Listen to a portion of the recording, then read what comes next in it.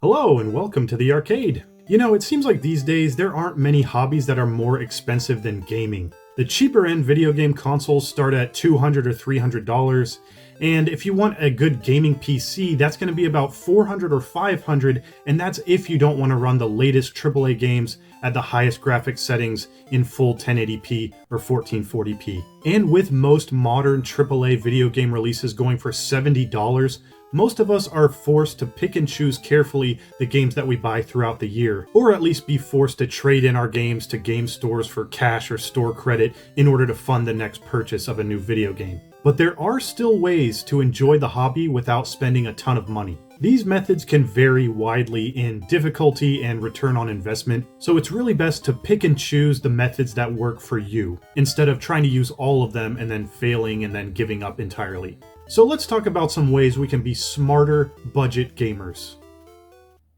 Number 1. Emulator websites.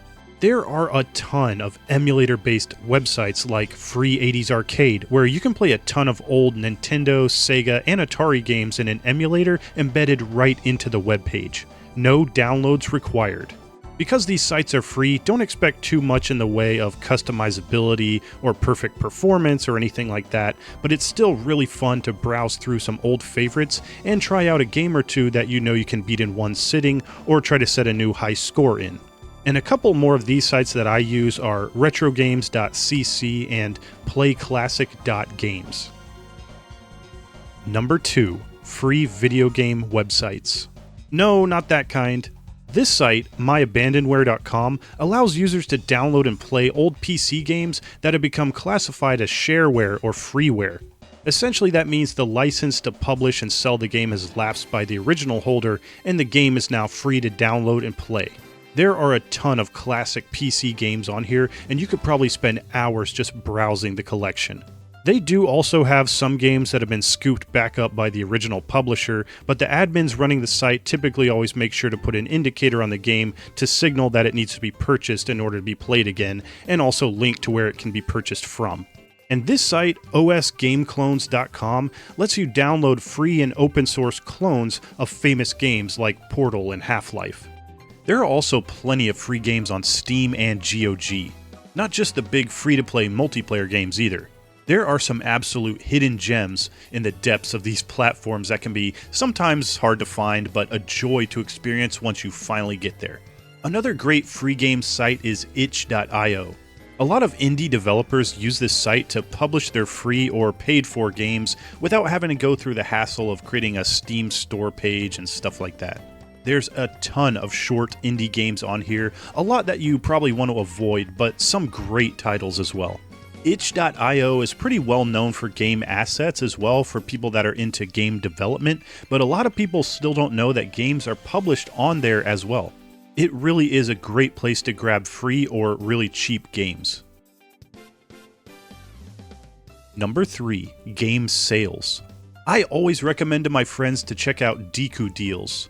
And this is because it has some amazingly informative listings of virtually all ongoing video game sales and deals, including past ones as well, so you always know if you're actually getting a good deal or not. You can customize the filters to your liking depending on what systems you play on, and you can get email alerts when certain games are on sale. And I really love the feature that shows you how good the sale actually is based on the history of that game's price in the market. Number 4. Facebook Marketplace. I know this one isn't for everyone. However, I have seen some insane deals on Facebook that could not be topped. I do believe a lot of those have been people not realizing what they had or just trying to get rid of something for quick cash and not knowing where else to sell. But you don't really need to try to take advantage of anyone on here. There are good deals even without any kind of trickery or misunderstandings. And sometimes there are just some really generous people as well. And people who would rather have their space back than keep a big collection of games or even old arcade machines. Unfortunately, once I was too late to pick this thing up, but I did see a vintage Atari arcade machine get sold for only $100 when the market value was close to $2,000. And even cheap games and good deals aside, sometimes when people move, they just get rid of stuff. so you can actually score free games from Facebook too if you hunt long enough. Number 5. eBay. Unfortunately, eBay is another one that I know is not really for everyone. It's hard not to be afraid of getting scammed when buying physical games online, especially because you can't check them out and make sure it's not scratched or something. But in all honesty, the best deals you're going to get are usually going to be through auctions on eBay, especially if you're trying to score newer games for modern platforms. Just be sure to always check out the seller score and utilize eBay and PayPal's features for buyer protection if, God forbid, you happen to get ripped off by someone. Number 6. Thrift Stores. This one can be hit or miss depending on your area, but I always check out my local Goodwill and other thrift stores to find video games. Some stores will sell every video game for $5 each, no matter what, and I have snagged some awesome PS3 and Wii games utilizing that deal. Other stores, well, they kind of know what they have. And if they do, they will typically jack their prices up to like eBay buy it now level, which kinda sucks, but it can still be a better deal than buying from GameStop or somewhere else.